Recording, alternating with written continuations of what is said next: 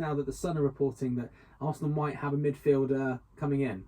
Yeah, there's been a lot of talk about this player over the course of the last few months. Youri Tielemans, Belgian international, obviously a Leicester City star.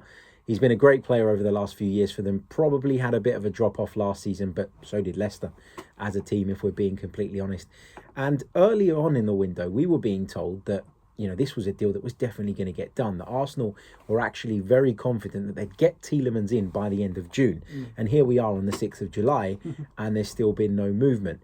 What the hold-up is, we don't know exactly. We know that Arsenal are interested. We know that personal terms have already been agreed with the player from quite a while back. And now it's a case of Arsenal going and meeting Leicester's demands. And the Sun, as you say, are reporting this afternoon that Arsenal are prepared to make a bid of £30 million now, which is believed to be enough to get him out of Leicester City, given the player's desire to want to join the club as well. You've got to think the hold-up is probably Leicester maybe finding someone to replace him.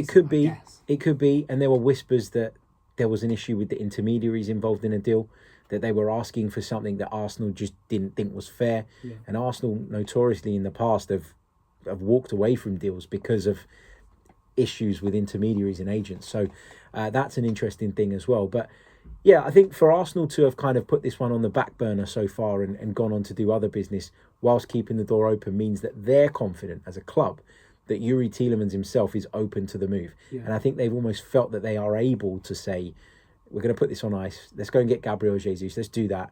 Let's do whatever else we need to do. And we can return to this at a later date. And I think we're going to see them do that now. And before we move on to the women's football a bit later on, we're going to have Shaban Ahern on in just a second to talk about the first game.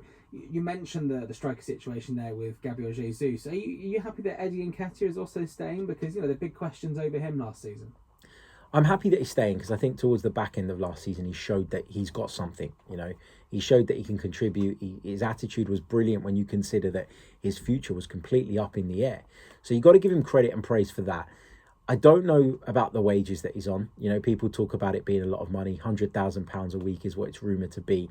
I guess what I would say is that as a football club, if you've got one primary striker in mind, Gabriel Jesus, and you're going to have to spend £45 million to get him. £45 million on a player whose contract expires next year. You probably want to find a cost-effective way of backing him up.